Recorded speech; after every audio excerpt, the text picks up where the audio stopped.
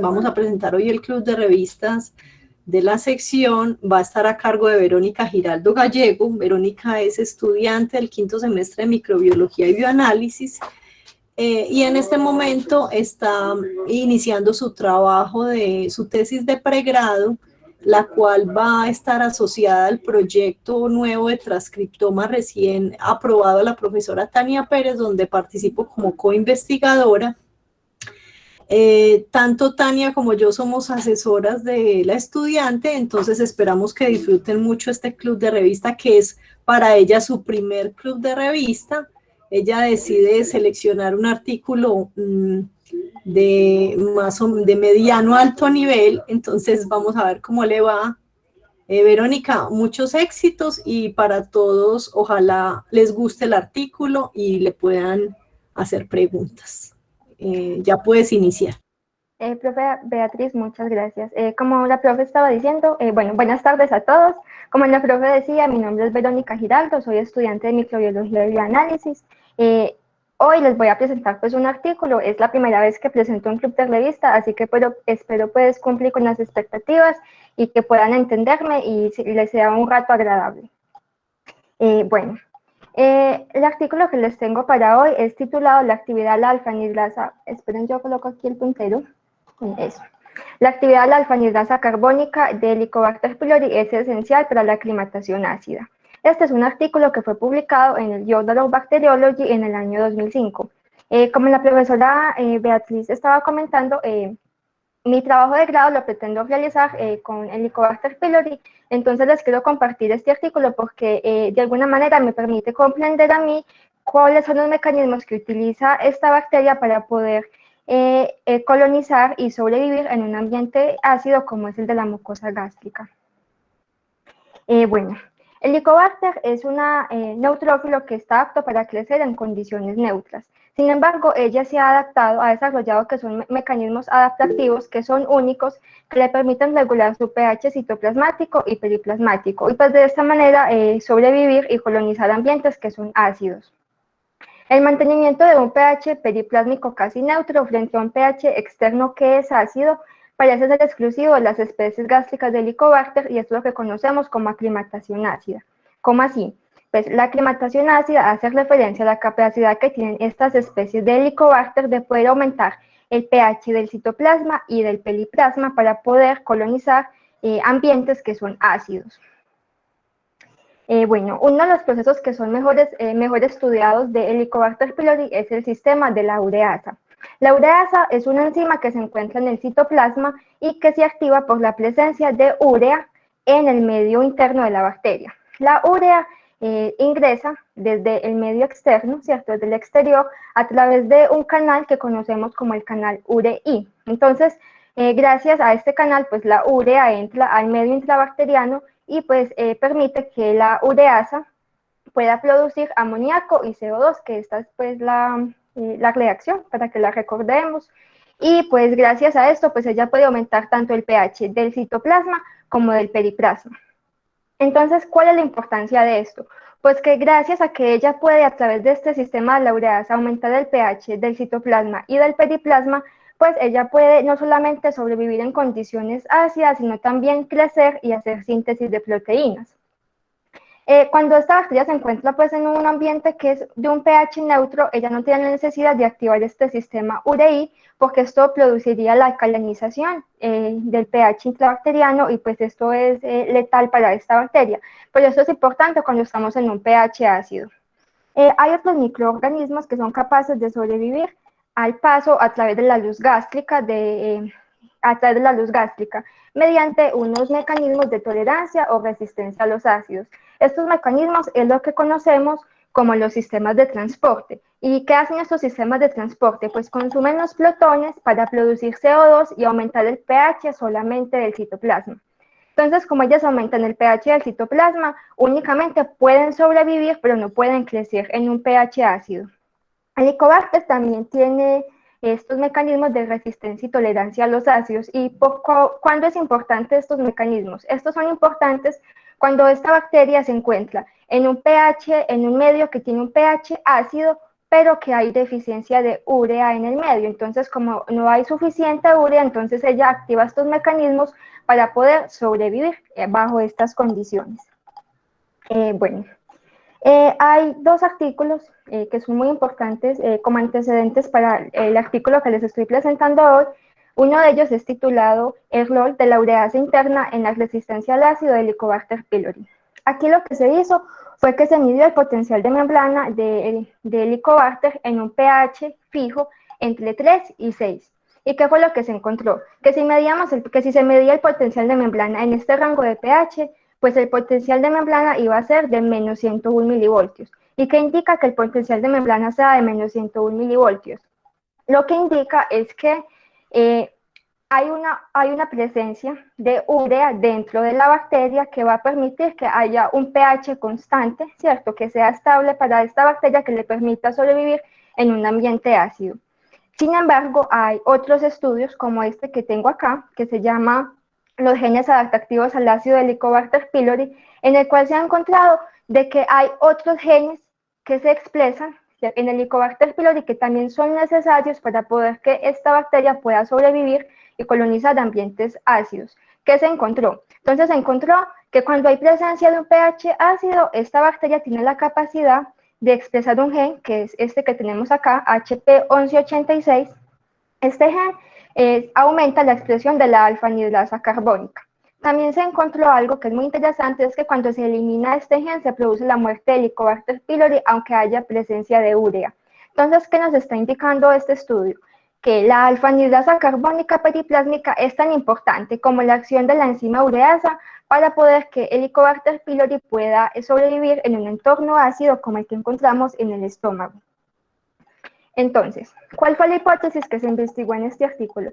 La hipótesis fue que mientras que el amoníaco aumenta el pH del periplasma, ¿cierto? Entonces, el CO2, que es producto de la hidrólisis de la urea que entra a través del canal ureí, pues va a llegar al periplasma y por acción de la alfa-anidrasa carbónica va a producir bicarbonato. Entonces, tanto el bicarbonato como el amoníaco va a permitir un aumento del pH periplásmico del Helicobacter pylori y por ende le va a permitir lograr alcanzar una aclimatación ácida. Entonces, básicamente, se tiene que la expresión del canal ureí y de la ureasa son muy necesarias para lograr la aclimatación ácida, pero no son suficientes, sino que se necesita de la actividad de la alfa-anidrasa carbónica.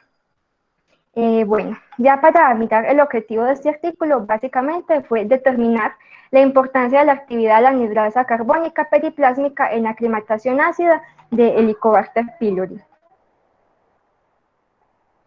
Bueno, antes de comenzar a hablar de materiales y métodos, pues les quiero comentar que para efectos de poder entender el artículo, qué fue lo que se hizo, entonces voy a ir mostrándoles los materiales y los métodos, o sea, los experimentos que se hicieron y de una vez los resultados para que podamos entender más fácilmente el artículo.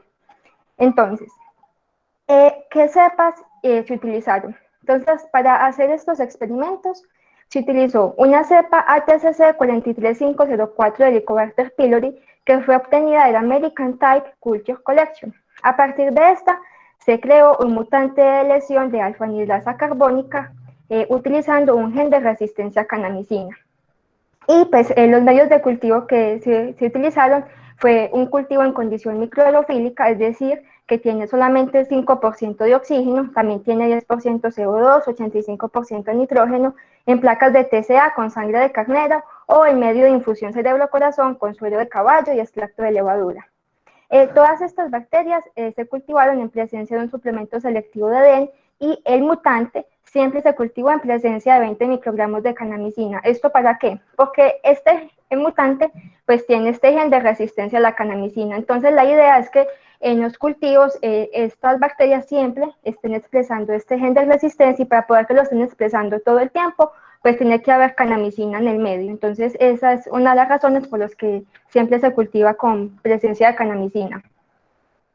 Bueno, ¿cómo se construyó el mutante de lesión de la alfa-anidrasa carbónica? Entonces, el mutante es un knockout genómico. ¿Qué quiere decir esto? Que es un organismo que se modificó para que desactive un gen. En este caso, el gen HP1186. Y esto se hizo mediante recombinación homóloga, es decir, que se reemplazó el gen original por una versión mutada. Entonces, para esto se utilizó un plásmido knockout que tenía un gen de resistencia a canamicina que estaba flanqueado por dos cebadores. Uno de ellos es A2 en el extremo 5' y el otro es BG3 en el extremo 3'. Obteniendo esto, pues entonces para poder hacer PCR y amplificar los productos, entonces lo que se hizo es que para el segmento corriente arriba, que recordemos, que es este, ¿cierto? En el extremo 5' se utilizaron un cebador en el extremo 5' con sitio para la digestión por XBAL y en el extremo 3' un cebador con sitio para la digestión por SA2. Ya el segmento corrientes abajo, que corresponde a esta parte de acá, ¿cierto? Que corresponde a 400 pares de base, entonces se utilizó un cebador 5' con sitio para la digestión por BG3 y un cebador 3' con sitio para la digestión por KPN1. Esto que vemos acá, KPN1, BG3, SA2 y XBAL, corresponde a enzimas de restricción que lo que hacen es que detectan una parte del gen específico y lo cortan. Entonces, teniendo esto, entonces se amplificó, se realizó digestión, se hizo PCR, se purificó y los productos purificados se añadieron a este plásmido knockout. Este plásmido se pudo agregar a las cepas de Helicobacter mediante transformación natural y pues de esta manera fue como construimos los knockout genómicos, o sea, cepas de Helicobacter que no tenían la alfa-anidrasa carbónica. Bueno, después de esto se hizo un análisis de Western blot. Esto se hizo ¿para qué? Para detectar proteínas específicas. Entonces, para poder hacer esto, se produjeron anticuerpos. Estos anticuerpos fueron policlonales contra un péptido sintético, este que tenemos acá, y se produjeron en conejos por esta empresa, Sigma Genesis. Después de que se hizo esto, se preparaban las proteínas que se iban pues como a detectar, ¿cierto? Entonces, ¿cómo se hizo? Estas gráficas que tengo acá, me las compartió la profesora Beatriz, es importante pues como que lo tengamos presente.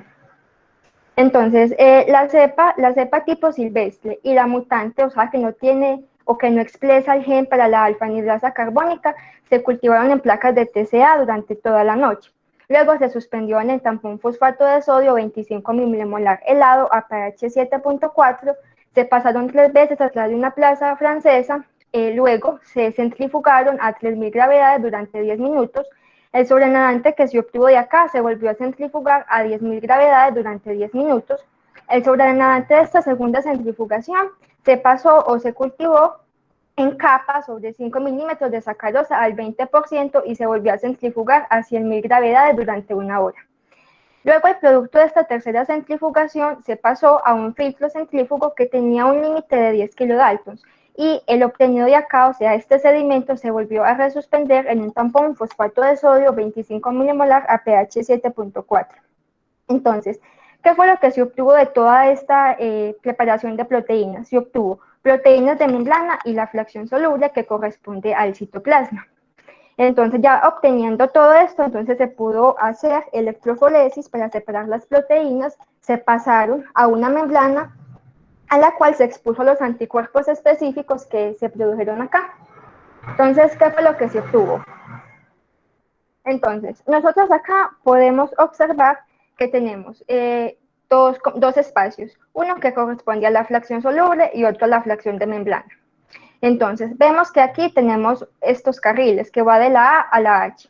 Entonces, en el carril A, que corresponde a bacterias tipo silvestre, y en el carril B, que corresponde a bacterias mutantes, o sea, que no expresan el gen para alfa-anidrasa carbónica, pues se ve que no se genera ninguna banda para ese gen. ¿Eso qué quiere decir? Que en la fracción soluble no vamos a encontrar la alfa-anidrasa carbónica en ninguno de los dos. Después, en el carril C, lo que se ve es que se produce una banda de más o menos 28 kilodaltons. Esta banda corresponde a la proteína urea. Entonces, eso nos está indicando que esta proteína la vamos a encontrar en el citoplasma. Recordemos que esta proteína hace parte o es una subunidad de la enzima ureasa. Después vemos que en el carril D corresponde para la proteína urei, pero no se formó ninguna banda porque no se espera que encontremos esta proteína en la fracción soluble. Después, si nosotros nos ponemos a mirar la fracción de membrana, ¿qué fue lo que se encontró? Entonces, en el carril E, encontramos que se formó una banda de 28 kilodaltons. Entonces, ¿esto qué significa? Esta banda corresponde a una proteína que es codificada por HP1186. ¿Y cuál es la proteína que se codifica por esta? Pues la alfa-anidrasa carbónica. Entonces, esto es muy importante porque ¿qué nos está indicando? Pues que esta proteína alfa-anidrasa carbónica la encontramos en la fracción de membrana. Esta bandita que está acá, pues la podemos obviar porque esta fue producto de la fracción de las proteínas, entonces no es importante pues para los resultados que estamos presentando. Ya para el carril F, nosotros vemos que es para el mutante, o sea, que no expresa la alfa-anidrasa carbónica. No se ve ninguna banda porque como se le eliminó el gen que de HP1186, entonces lo que se espera es que no se forme banda, ¿cierto? Para el carril G vemos que es para la proteína urea, pero nosotros vimos que la encontramos es en la fracción soluble, entonces por eso no se forma aquí en la fracción de membrana. Y pues ya finalmente en el carril H corresponde a la proteína URI, y pues vemos que sí se forma una banda de más o menos 15 o 17 kilodaltons. ¿Y esto por qué se forma aquí? Pues porque el canal URI se espera que esté en la fracción de membrana, porque recordemos que es a través de este canal que entra la urea al medio y puede pues, activar la enzima ureasa. Entonces, de todo esto que se concluye, algo muy importante es que se pudo encontrar que la proteína alfa-anidrasa carbónica se expresa en la fracción de membrana. Y pues eso fue lo que se encontró. Bueno, después de esto se hicieron estudios de supervivencia e integridad de la membrana. ¿Esto para qué se hizo? Básicamente es para mirar si cuando tenemos bacterias tipo silvestre y los mutantes, o sea que no expresan la actividad alfa-anidrasa carbónica, ellas son capaces de sobrevivir a un pH ácido y no hay pues como cambios en esa supervivencia. Entonces, ¿cómo se hizo? Las bacterias Helicobacter tipo silvestre y las mutantes de alfa-anidrasa carbónica se cultivaron en placas de agar toda una noche. Luego se suspendieron en 10 mililitros de medio, infusión cerebro-corazón, pH 7.4. Este pH 7.4 es el patrón y a un pH de 2 con urea 10 milimolar y se incubaron 30 minutos en un ambiente microaerofílico a 37 grados centígrados. Después se hizo diluciones en serie, se incubó durante 3 a 5 días a 37 grados centígrados y se añadió acetazolamida 1 milimolar. ¿Qué es lo que hace esta acetazolamida? Lo que hace es que inhibe la actividad de la alfa-anidrasa carbónica. Entonces, entonces, ¿qué es lo que se va a evaluar? Se va a evaluar qué pasa en organismos que son mutantes porque se les inhibió el gen y en organismos a los que se les inhibe la actividad de la alfa-anidrasa carbónica mediante la acción de la acetazolamida. Entonces, después se hizo estudios para integridad de la membrana. ¿Y cómo se hizo? Entonces, las bacterias tipo silvestre y las mutantes se cultivaban en placas de TCA a 37 grados centígrados toda la noche. Se suspendió en el medio de infusión cerebro-corazón a pH 7.4 y 3 con indicadores vivo o muerto. Estos indicadores son sondas de ADN fluorescente que lo que nos van a permitir es detectar qué bacterias tienen y la integridad de membrana comprometida y cuáles no. Después se añadió en algunos experimentos acetazolamida. Recordemos que esto es para mirar qué pasa en las bacterias a las que se les inhibe la acción de la alfa-anidrasa carbónica. Y pues esto se observó mediante microscopía confocal. Entonces, ¿qué es lo que uno espera ver? Lo que uno espera ver es que las bacterias que son viables, que para eso se hizo este experimento, van a emitir una luz verde. Y las bacterias que tienen comprometida la integridad de su membrana van a emitir una luz roja. Entonces, esto fue el resultado que se obtuvo. Entonces, nosotros vemos en esta primera gráfica que estas corresponden a bacterias mutantes, es decir, que no expresan el gen para la alfa-anidrasa carbónica. Entonces, este es un pH 7.4 y vemos que las bacterias emiten una fluorescencia verde. Entonces, ¿esto qué nos está indicando? Que como están pH 7.4, pues estas bacterias pueden crecer y sobrevivir tranquilamente bajo esta condición de pH, ¿cierto? A pesar de que no haya alfa-anidrasa carbónica. Sin embargo, si nosotros vemos esta otra imagen, ¿qué es lo que se ve? Que aquí tenemos bacterias tanto mutantes o a las que se les inhibió la alfa-anidrasa carbónica gracias a la acetazolamida en un pH de 3 y vemos que emiten una fluorescencia roja. Entonces, esto es lo que nos está indicando que la integridad de la membrana se comprometió porque hay ausencia de la alfa-anidrasa carbónica. Y como se comprometió la integridad de la membrana, pues por ende también se va a comprometer la supervivencia de la bacteria en esta condición de pH. Entonces, ¿qué es lo que se puede concluir de acá? Es que la ausencia de la anidrasa carbónica compromete la integridad de la membrana y por ende la supervivencia de esa bacteria a este pH. Bueno, después de esto se midió la actividad de la ureasa. Esto se midió radiométricamente. ¿Qué quiere decir esto? Que se midió la radiación electromagnética. Entonces, para esto se añadieron bacterias tanto tipo silvestre como mutantes, o sea que no expresan el gen para alfa-anidrasa carbónica, en un tampón fosfato de sodio 100 milimolar que contenía pues todos estos componentes más urea. Y se añadió también acetazolamida 1 milimolar al medio para poder determinar el efecto de la inhibición de la anidrasa carbónica sobre la actividad de la ureasa en el Helicobacter pylori tipo silvestre. Esto se hizo en rangos de pH de entre 4 y 8.5. Entonces, ¿cómo se midió la actividad de la ureasa radiométricamente? Esto se hizo es porque la urea está marcada, ¿cierto? Ella expresa, como vemos acá, una actividad específica de 10 microcubios sobre micromol. Entonces, como esta urea está marcada, entonces lo que va a pasar es que exhibe luminiscencia cuando pasa radiación ionizante a través de ella, y pues entonces lo que va a pasar es que ella va a absorber energía y también la va a emitir en forma de un destello de luz. Y pues ese destello de luz es lo que se estaba midiendo acá. Entonces, ¿qué se encontró?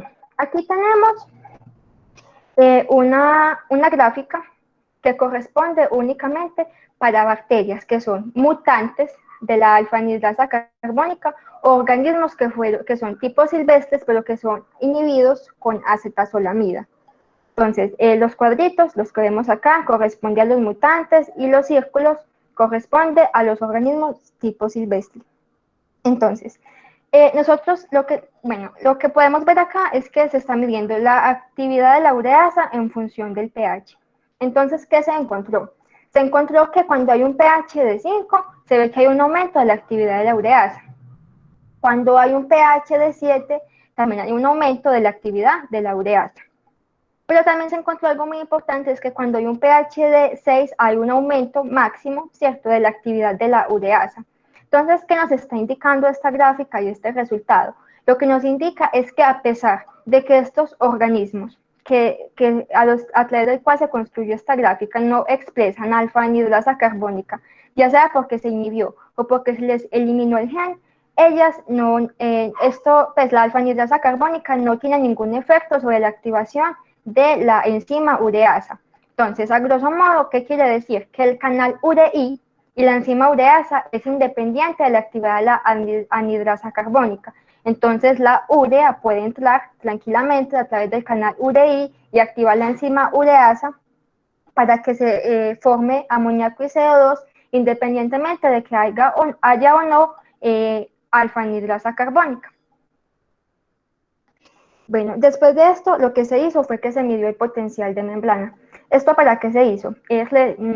Recordemos que les había comentado que había un estudio en el que se midió el potencial de membrana y se encontró que cuando está en un pH entre 3 y 6, el potencial de membrana es de menos 101 milivoltios y que un potencial de menos 101 milivoltios indica que hay un pH intrabacteriano que es estable y que es viable para esa bacteria. Entonces, por eso fue que aquí también se midió el potencial de membrana. Entonces, ¿cómo se hizo? Se utilizó un tampón HP. Este tampón es este mismo que tenemos acá. Se utilizó, ¿cierto?, 3 mililitros que contiene las bacterias. Se agregó 3 microlitros de colorante fluorescente Dix-3. Este colorante lo que nos va a permitir es medir el potencial de membrana y lo que hace es que se difunde dentro de las membranas plasmáticas celulares. Entonces, una vez se añadió estos 3 microlitros a estos 3 mililitros, entonces se llegó a una concentración final de 1 micromolar a diferentes pHs del medio para alcanzar una densidad óptica de 0,160 a 600 nanómetros. Y pues la extinción de fluorescencia se midió una longitud de onda de excitación de 600 nanómetros y una longitud de onda de emisión de 665 nanómetros con la ayuda de un fluorímetro. ¿Cómo así que la extinción de fluorescencia? Eso lo que nos está indicando es que cuando se añade este colorante fluorescente Dix3 a las bacterias, entonces este colorante es absorbido por esta bacteria. Entonces aquí lo que se está midiendo es la no fluorescencia, o sea, se apaga la fluorescencia porque este colorante se absorbe, ¿cierto? Y llega hasta las membranas plasmáticas de la bacteria. Y después de que se estableció el colorante fluorescente, pues se añadió urea 5 milimolar para poder ver qué ocurre cuando hay presencia de urea y cuando no la hay. Entonces, ¿qué fue lo que se encontró? Aquí tenemos esta gráfica y lo que podemos ver es que esto fue resultados a pH 3. Entonces, aquí tenemos Helicobacter pylori tipo silvestre. Entonces, cuando no hay presencia de urea, el potencial de membrana es de más o menos menos 10 milivoltios. Pero si se añade urea 5 milimolar, ¿qué es lo que va a pasar? Que va a haber un aumento del potencial de membrana de menos 101 milivoltios. Entonces, ¿esto qué nos está indicando? Lo que nos indica es que como se aumentó el potencial de membrana a menos 101 milivoltios, quiere decir que en esta bacteria el pH intrabacteriano es estable, ¿cierto? Y le permite vivir en condiciones de un pH de 3 y crecer y producir síntesis de proteínas. Sin embargo, si nosotros vemos esta gráfica que corresponde pues a la B, ¿qué es lo que encontramos? Aquí hay Helicobacter pylori mutante, o sea que no tiene el gen para alfa-anidrasa carbónica. Y lo que se encontró es que independientemente de que se agregue urea o no al medio, pues el potencial de membrana no varía y sigue siendo más o menos de menos 10 milivoltios. En esta tercera gráfica, ¿qué es lo que se ve? Tenemos Helicobacter pylori tipo silvestre. Cuando no hay urea, el potencial de membrana es de más o menos menos 10 milivoltios. Cuando se añade urea al medio, lo que pasa es que hay un aumento de ese potencial a menos 101 milivoltios. Pero si añadimos acetazolamida 1 milimolar, ¿qué es lo que va a ocurrir? Pues que este potencial de membrana que era menos 101 milivoltios, pues va a volver a ser más o menos de menos 10 milivoltios. Entonces, ¿esto que nos está indicando? Que la ausencia de la alfa-anidrasa carbónica, ya sea porque es un mutante o porque se añadió acetazolamida, pues lo que va a ocurrir es que no va a haber un aumento del pH intrabacteriano suficiente para que esta bacteria pueda sobrevivir a un pH de 3. Entonces, ¿esto qué quiere decir? Que el periplasma en el periplasma no ocurre un aumento del pH únicamente por la acción de la enzima ureasa, sino que también se requiere que se exprese la alfa-anidrasa carbónica para poder que el pH interno que se mide acá en forma de potencial de membrana sea de menos 101 milivoltios, que nos indica que es un pH estable bajo esta condición de pH 3. Bueno, después se midió el pH intrabacteriano. ¿Esto para qué se hizo? Pues básicamente se realizó es para mirar si cuando hay presencia o no de alfa-anidrasa carbónica, ¿qué ocurre con ese pH interno de la bacteria? ¿Varía o no? Entonces, para esto se utilizó pues, la cepa tipo silvestre, Helicobacter pylori, en placas de TCA con sangre de cordero al 5%. Se cultivaron toda la noche, se suspendió en 5 milímetros de medio infusión cerebro-corazón y se añadió una sonda fluorescente sensible al pH, que es esa que tenemos acá, que es BCSF, y como tiene estas dos siglas AM, ¿qué es lo que nos está indicando? Que esta sonda fluorescente es una versión permeable. ¿Qué quiere decir que es una versión permeable? Pues que esta sonda fluorescente va a llegar hasta las membranas citoplasmáticas del Helicobacter pylori, y pues así vamos a poder medir el pH intrabacteriano. Y cuando se añadió pues esta sonda, se llegó a una concentración final de 10 micromolar. Luego, las bacterias se sedimentaron mediante centrifugación suave a 3000 gravedades durante 5 minutos. Se resuspendió en 300 microlitros de medio HP, que les había comentado cómo se realizó con un tampón fosfato de 1 milimolar a 7.4, a pH 7.4. Entonces, para poder, este ensayo también se realizó con presencia y ausencia de la urea. Entonces, ¿cómo se midió el pH citoplasmático? Entonces, las bacterias que contenían o estaban cargadas con esta sonda fluorescente, que recordemos que como es una versión permeable, entonces va a entrar hasta la membrana citoplasmática del Helicobacter pylori, se le añadió 3 mililitros de homopiperaxina. ¿Esto qué es lo que hace? Esto se emplea como un agente colorante y es porque esto tiene colores muy vivos, entonces por eso también se utiliza. A un pH de 5. ¿Y qué fue lo que se encontró? Entonces, aquí tenemos, esta gráfica corresponde a una cepa tipo silvestre. Entonces, aquí, ¿qué es lo que estamos viendo? Que cuando esta cepa tipo silvestre, Helicobacter pylori, no tiene presencia de urea en el medio, el pH del citoplasma, recordemos que estamos en el citoplasma, va a ser de 6. Sin embargo, si nosotros añadimos urea al medio, 5 milimolar, ¿qué es lo que va a pasar? Va a haber un aumento de ese pH a más o menos 6.5. Pero si agregamos acetazolamida 1 milimolar, ¿qué es lo que va a pasar? Pues que este aumento del pH se va a revertir y va a llegar a ser otra vez de más o menos 6. En esta segunda gráfica, ¿qué es lo que vemos? Esto es son cepas que son mutantes, o sea, que no expresan el gen para alfa-anidrasa carbónica. ¿Y qué es lo que se ve? Que independientemente de que se añada urea o no al medio, pues el pH no va a variar significativamente como si ocurre en esta primera gráfica y va a ser más o menos siempre de 5.5 ese pH en el citoplasma.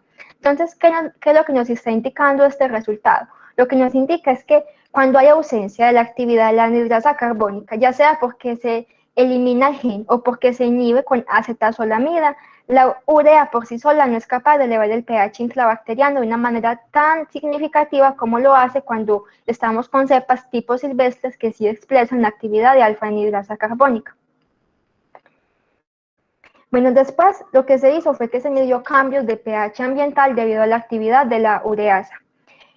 ¿Por qué se midió el pH ambiental? Pues esto se hizo porque recordemos que es posible que cuando se produzca amoníaco y CO2 por la acción de la enzima ureasa, pues este amoníaco también puede salir al medio para aumentar ese pH de ese medio donde se encuentra el Helicobacter pylori. Pero cuando hay presencia de alfa-anidrasa carbónica, se sabe que esta reacción de producción de amoníaco se acelera.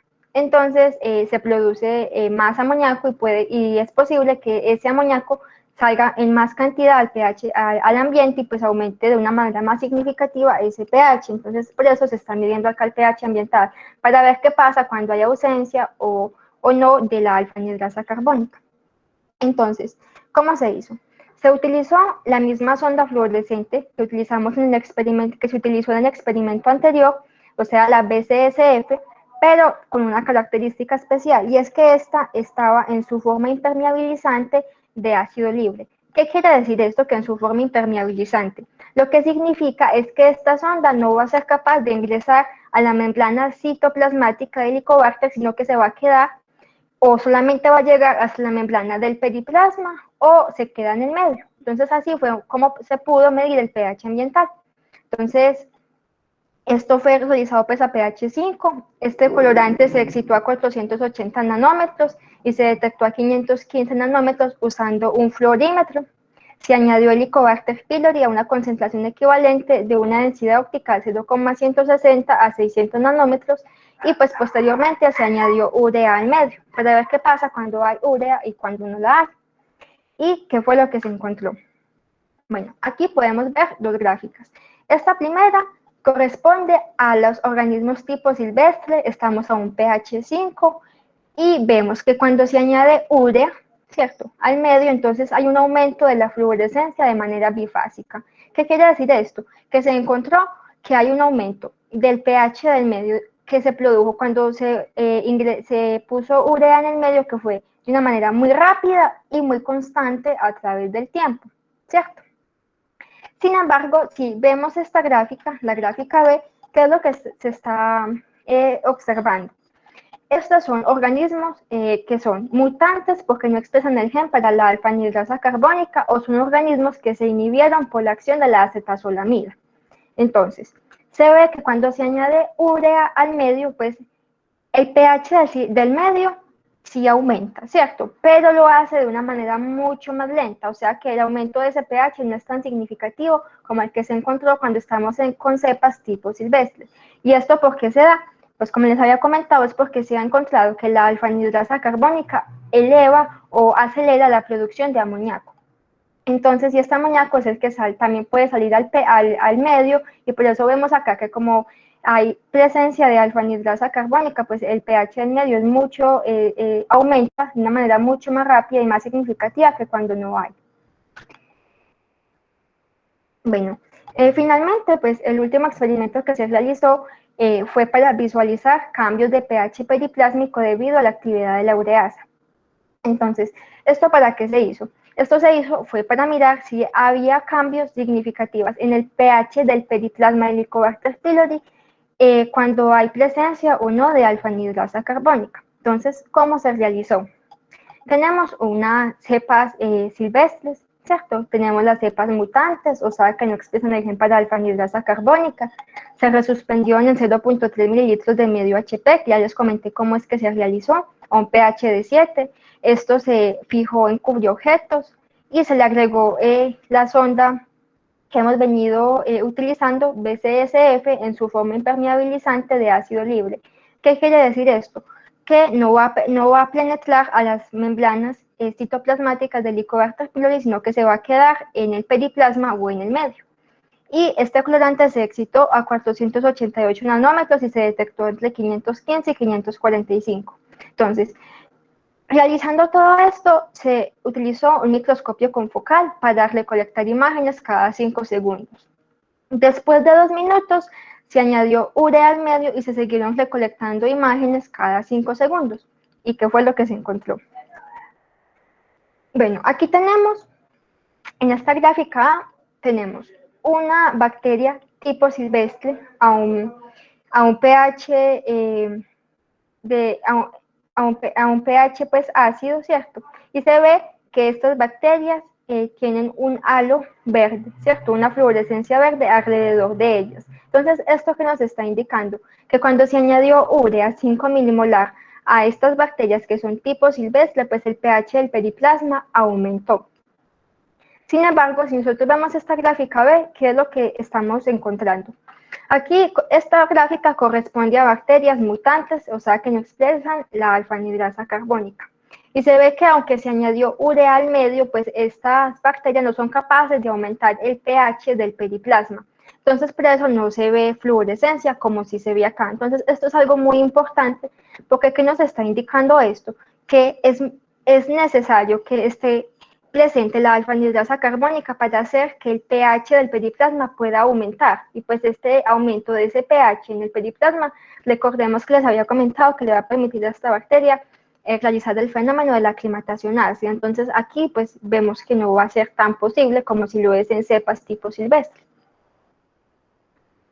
Después vemos acá en estas otras dos gráficas, la D y la E corresponden la primera a una cepa tipo silvestre y la segunda a una mutante.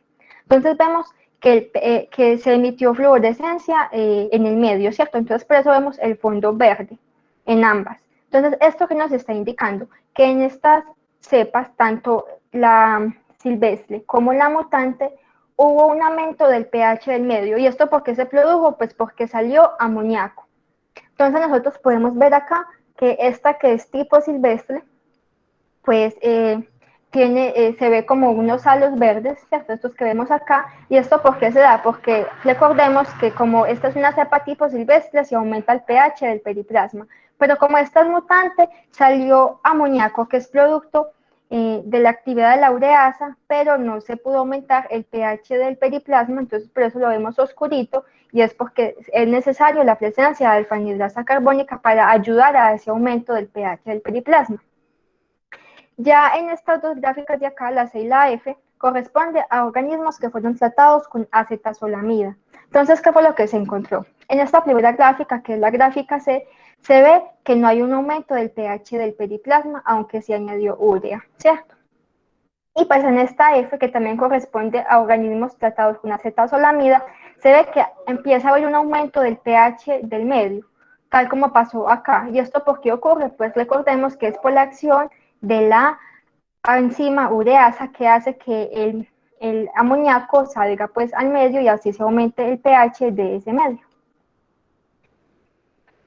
Bueno, ya para hablar de la discusión, pues les traigo estos 4 ítems. Qué pena, se me cambió aquí los números a última hora, me disculpan por eso. Entonces, primero, pues hay algo que es muy importante y es que la anhidrasa carbónica periplásmica es esencial para la supervivencia del Helicobacter pylori en el ambiente ácido que se estudió in vitro. Entonces, recordemos que les había comentado que en un principio se tenía presente que la actividad de la enzima ureasa era importante y pues también se pensaba que en su momento que era suficiente para ayudar a la aclimatación ácida del Helicobacter pylori. Pero realizando este estudio, pues se pudo encontrar de que también es necesario que se exprese la anhidrasa carbónica. También se sabe pues, que el Helicobacter pylori y otros Helicobacter utilizan la aclimatación ácida. Entonces, esta aclimatación ácida, recordemos que les había comentado que lo que le va a permitir al Helicobacter es poder aumentar el pH de su citoplasma, pero también del periplasma, y de alguna manera, pues, este aumento de ese pH de citoplasma y periplasma le va a permitir crecer, sobrevivir, hacer síntesis de proteínas, pero con los experimentos que se realizaban en este artículo, se pudo corroborar o constatar que para que haya aclimatación ácida, necesariamente también tiene que estar la presencia de la alfa-anidrasa periplásmica. Algo que también es muy importante y es que los productos de la actividad de la ureasa en el citoplasma, recordemos que es amoníaco y CO2. Sin embargo, recordemos que la anhidrasa carbónica utiliza este CO2 para formar bicarbonato y esta reacción lo que hace es que acelera la producción de más amoníaco. Entonces, ¿esto por qué es importante? Porque como hay se acelera la producción de amoníaco, pero también hay bicarbonato, entonces lo que va a ocurrir es que va a haber un aumento muy significativo del pH de la bacteria. Si no estuviera presente la anhidrasa carbónica, como lo vimos en los resultados de este artículo, pues lo que pasa es que por sí sola el amoníaco, producto de la actividad de la ureasa, no es suficiente para permitir la aclimatación ácida del Helicobacter. Y pues algo que también es importante es que la falta de cambio en el potencial de membrana del Helicobacter pylori tras la adición de urea y ausencia o inhibición de la anhidrasa carbónica periplasma muestra que no solamente el amoníaco, sino también el bicarbonato son esenciales para la regulación del pH periplásmico, que es esto que les estaba comentando acá. Bueno, ya para concluir, pues tengo 3 conclusiones. Una de ellas es que el papel de la anhidrasa carbónica no es solamente generar bicarbonato para neutralizar el ácido que entra al periplasma, sino que también le va a permitir al Helicobacter mantener un potencial de membrana interna viable. Entonces recuerden que hubo un artículo que les presenté al principio en el que se había medido el potencial de membrana del Helicobacter y pues este se asoció únicamente con la actividad de la ureasa. Pero con este artículo, pues con estos experimentos que se realizaban en este artículo, que se pudo confirmar, y es que para que haya un potencial de membrana interna viable es necesario que esté la presencia de bicarbonato, que es producto de la actividad de la alfa-anidrasa carbónica. Otra conclusión muy importante es que un requisito adicional para la colonización gástrica por parte del Helicobacter es la presencia de la alfa-anidrasa carbónica. Y pues que es más bien una conclusión mía, es que pues gracias a este artículo, pues personalmente me permitió comprender cómo el Helicobacter pylori es capaz de sobrevivir y adaptarse a un entorno que es ácido, ¿cierto? Como el de la mucosa gástrica, a través de diferentes mecanismos que son independientes entre sí, pero que necesariamente tienen que estar presentes para que se lleve a cabo el fenómeno de la aclimatación ácida. Y eso es todo. No sé si tienen preguntas. Gracias, Vero. Muchísimas Preguntas, gracias, dudas, Vero. inquietudes, comentarios en el chat o levantan la mano.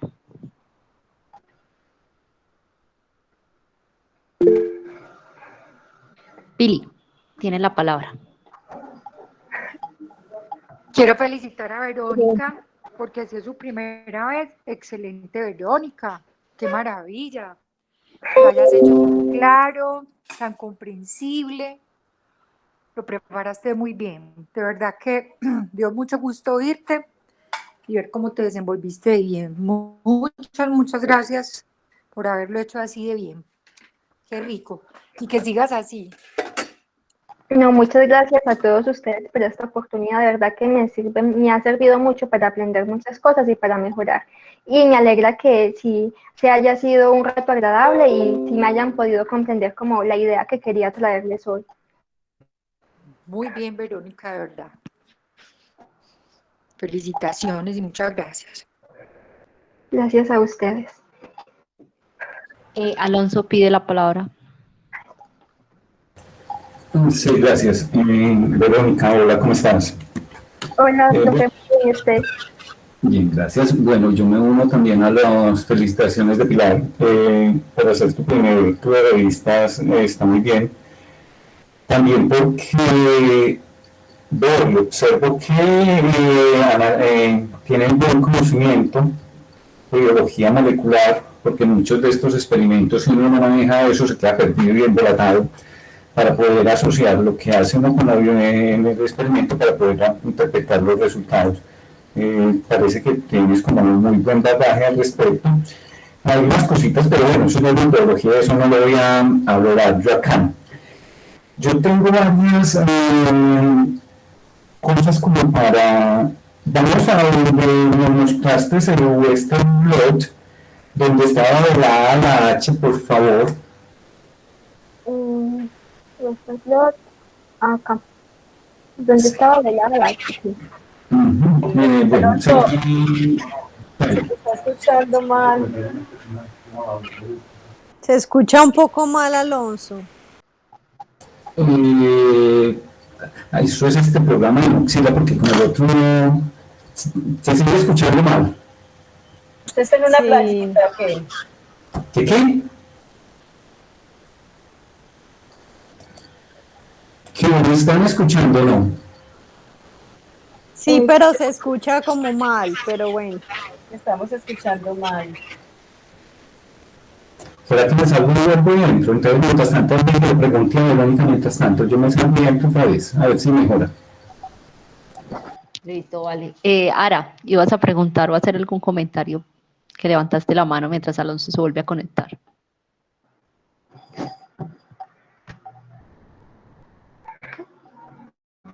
Ara. Hola, estaba riendo aquí de lo que escribió Marta. Verónica, muy bien tu presentación. Me parece que sí, que tuviste muy buen desempeño y es un artículo complicado. Me parece que, como lo dijo Beatriz al principio, es un artículo complicado. Yo, finalmente, como en términos prácticos, ¿esto cómo le podría aportar a un paciente con fibrosis, perdón, a un paciente con infección por Helicobacter pylori? ¿Cómo le podría aportar? O sea, ¿qué le puedes decir de lo que aprendiste del artículo a un paciente con Helicobacter pylori? Bueno, de este artículo hay algo muy interesante que se puede sacar. Y es que, como vimos, la actividad de la alfa-anidrasa carbónica es esencial, ¿cierto? Para poder que este microorganismo pueda crecer en un ambiente ácido. Entonces, aquí vimos que cuando se inhibe la actividad de la alfa-anidrasa carbónica con acetazolamida, pues va a disminuir la capacidad que tiene para sobrevivir en pHs ácidos. Entonces, esto es muy importante porque ¿qué nos indica? Que a partir de este estudio uno puede mirar otras alternativas terapéuticas para poder erradicar esta bacteria. Entonces, cuando se utiliza acetazolamida, uno lo que está haciendo es inactivando, ¿cierto? Esta alfa-anidrasa carbónica, este puede ser un blanco terapéutico alternativo que le va a permitir a pacientes que tienen enfermedades causadas por Helicobacter pylori de alguna manera otra posibilidad de poder erradicar esta bacteria. No sé si respondí a tu pregunta o... Sí, muy bien. Es cómo se ha probado un medicamento y cómo puede aportar y cómo se puede sustentar a través de un análisis y de un estudio práctico, unas conclusiones frente a un estrategia terapéutica. Mil gracias. A ti por tu pregunta. Alonso, tenías una pregunta. No sé cómo me estarán escuchando en este momento. ¿Mejoró, empeoró o sigue lo mismo? No, sí se entiende, lo que pasa es que suena como si estuvieras como dentro de una cajita o algo, pero sí se entiende bien, pues yo entiendo por lo menos, o sea, no suena como tu sonido habitual, pero sí suena, pero igual, yo creo que es bueno hacer como la pregunta. No sé qué tendrá, pues es que como estoy usando Mozilla porque el Google Chrome tiene problemas, entonces estoy usando eso, entonces le echo la culpa de eso, pero bueno. Listo, en esta diapositiva, Verónica, cuando nos explicó sobre el análisis del Western Blot, ¿qué razón dieron ellos para la banda pequeña de 6 kilovoltios? ¿Me lo vuelves a repetir, por favor? Bueno. La razón que ellos dieron es que esta banda que se formó acá es producto de la degradación de las proteínas. Entonces, por eso ellos en este artículo pues obviaron esta banda que se produjo acá. Entonces no se tomó en cuenta. Eso fue lo que pasó. Bueno, listo. Y ahora vamos a la 16, a la diapositiva 16, que tampoco te entendí o entendí mal, porque yo entendí algo diferente. Vamos a ver si ahora que las repitas capto el mensaje como debe ser. Por favor, me repite las dos figuras que tienes ahí, las dos fotografías. Sí. Bueno, profe, pues en esta primera fotografía lo que vemos es que hay bacterias mutantes, ¿cierto? O sea, que no expresan actividad alfa-anidrasa carbónica en un pH 7.4. Entonces vemos que ellas emiten una fluorescencia verde. Esta fluorescencia verde lo que nos está indicando es que estas bacterias pueden sobrevivir a este pH 7.4 a pesar de que no hay actividad alfa-anidrasa carbónica. Sin embargo, si vemos esta segunda gráfica, ¿qué es lo que se está viendo? Estas también son bacterias que son o mutantes o las que se les añadió acetazolamida para inhibir la actividad de la alfa-anidrasa carbónica. ¿Y qué fue lo que se encontró? Que cuando está en un pH de 3, hay un compromiso de la integridad de la membrana, dado que no hay actividad alfa-anidrasa carbónica y por eso se ve esta fluorescencia roja. Entonces, ¿esto qué está indicando? Que como se está comprometiendo la integridad de la membrana, entonces el Helicobacter pylori, por tanto, tampoco va a ser capaz de sobrevivir a este pH sin la presencia de alfa-anidrasa carbónica. Entonces, esto fue pues básicamente lo que yo expliqué, que la actividad de la alfa-anidrasa carbónica también es muy importante para la supervivencia de la bacteria, los ácidos. Listo, entonces entiendo. En la fotografía hay solamente bacterias mutantes, mientras que en la fotografía B hay mutantes y hay normales, hay silvestres. Sí, pero son inhibidas con acetazolamida. Claro que la acetazolamida no va a afectar a los mutantes porque al final cada vez no van a expresar la alfa-amidrasa, pero entonces ya, porque es que ahí fue donde yo me perdí porque no entendía el por qué no me salían las rojas y las otras era el verdecito. Listo, ya me aclaraste esa parte del artículo. Gracias. Ahora te quiero preguntar, yo sé que estás apenas empezando con tu trabajo y de pronto apenas estás empezando con este tema del Helicobacter pylori, pero lo poco que conoces te daría para pensar que existen, bueno, acabas de mostrar dos enzimas importantes, la ureasa y la anhidrasa carbónica tipo alfa. ¿Será que hay en esa vía para la degradación de la urea y todo eso, algunas otras enzimas u otras enzimas más que completen como todo ese cuadro para hacer que esta bacteria se pueda adaptar a ese medio, o tú consideras que solamente con estas dos enzimas es más que suficiente para que ella pueda sobrevivir? ¿O qué podrías decirnos al respecto? ¿Tenés como alguna otra opinión o qué?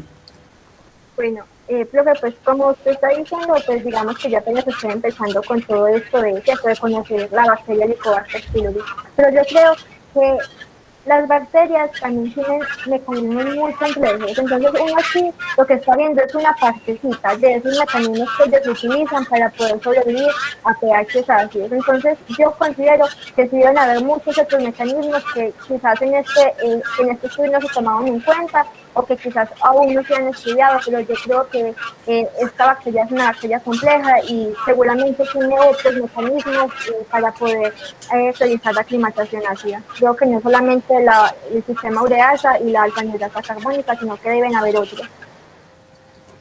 Listo, Verónica, muchas gracias y nuevamente felicitaciones. Por ahora no tengo más, de pronto se me ocurre y luego levanto la mano. Listo. Gracias, profe, a usted por sus preguntas. Listo. Beatriz, tenías preguntas. Levantaste la mano. Pues solamente como decir que este artículo donde como que volvemos a todo el tema de esas ciencias básicas que a tantos nos gustan, y que lo hizo muy bien, o sea, quiero resaltar que le gusta como este tipo de artículos y los disfruta. Entonces, creo que le cayó como anillo al dedo y lo hizo muy bien. Lo único que quería como mencionarles es decirle a Verónica si de pronto nos puede, tengo eco, me voy a ir para atrás, que aquí como que van a empezar una clase también y ya me regañaron. Lo que quiero preguntarle a Verónica es si nos puedes, para los que no tienen ni idea de lo que estás haciendo en el laboratorio, asociar un poco por qué, cuál fue la razón para seleccionar este artículo y qué aportes tiene como para uno de los objetivos o las cosas que piensas hacer en tu proyecto de pregrado. Listo, profe. Bueno, mi proyecto de pregrado, perdón, lo pretendo realizar bajo la dirección de la profesora Tania, que es la investigadora principal de un trabajo que ella tiene, que es evaluar los cambios en el transcriptoma de cepas de Helicobacter pylori bajo condiciones de estrés y presencia de inhibidores de protones. Entonces, este artículo me parece que es muy importante y que se puede relacionar con lo que se va a hacer, o con lo que yo también pretendo hacer como mi trabajo de grado, es porque acá a través de este artículo pues se puede entender un poquito cómo es que esta bacteria es capaz de vivir bajo unas condiciones de estrés. Entonces, ¿qué objetivos se van a realizar o pretendo pues yo realizar en mi trabajo de grado? Uno de ellos es determinar el transcriptoma de Helicobacter pylori, pero bajo diferentes perfiles de virulencia sometidas a estrés ácido e inhibidor de bomba de protón. Entonces vemos que aquí lo que se va a hacer es mirar cómo esta bacteria responde a estrés ácido. Entonces, por eso este artículo es importante, porque aquí miramos que se evaluó mucho cómo esta bacteria es capaz de sobrevivir bajo ciertas condiciones y que hay genes que ella está expresando, como la alfa-anhidrasa carbónica, que le permite a ella estar en condiciones de un estrés ácido, ¿cierto? Y también otro de ellos es que se pretende comparar en el transcriptoma de Helicobacter pylori de alta y baja virulencia, sometidas a diferentes condiciones de estrés. Entonces, ¿qué es lo que se está mirando? Aquí lo que se va a comparar, ¿qué es lo que pasa? O se pretende comparar qué es lo que pasa cuando se somete a cepas de Helicobacter pylori a diferentes cambios de pH. Y pues como hemos visto a lo largo de todo este artículo, aquí también se hizo lo mismo. Se evaluó cómo es que responde el Helicobacter, ¿cierto?, frente a diferentes cambios de pH. Entonces, por eso es que quise compartirles este artículo hoy, porque creo que está muy relacionado y le permite a uno de una u otra manera entender cómo es que responde esta bacteria, qué mecanismos está utilizando y algunos de los genes que está expresando. Seguramente hay muchos más, pero por ejemplo acá se estaba evaluando ese, que en mi caso personal pues no lo conocía, porque generalmente uno lee muchos textos y siempre se menciona principalmente el sistema de la ureasa, pero aquí vemos que hay muchos otros genes que se están expresando y pues a través del trabajo de grado que se pretendo pues realizar, uno de los objetivos es ese, mirar qué genes se expresa, qué genes no se expresan cuando vemos que esta bacteria se somete a unas condiciones diferentes, ¿cierto? Cuando hay pHs diferentes, cuando está presente inhibidores de protones, que son, recordemos, medicamentos como el omeprazol, la beplazol, el omeprazol. Entonces, por eso elegí este artículo para compartir hoy. Muchas gracias. A ti, profe. Listo, no sé si alguien tiene más preguntas.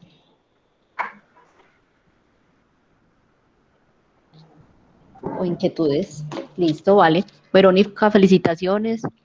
Un artículo complejo, difícil, que lo manejaste muy bien y muy contenta por la forma en que lo explicaste. Se entendió todo muy bien. Felicitaciones. No. Muchas gracias a todos ustedes por permitirme estar en este espacio. De verdad es que estoy muy contenta de poder estar acá, de haber hecho por primera vez una exposición, y les agradezco a todos su presencia, y también agradezco mucho también Claudia Uspetania y a la profesora Beatriz, porque me colaboraron mucho para hacer una buena exposición. Entonces, gracias a todos, de verdad, por escucharme.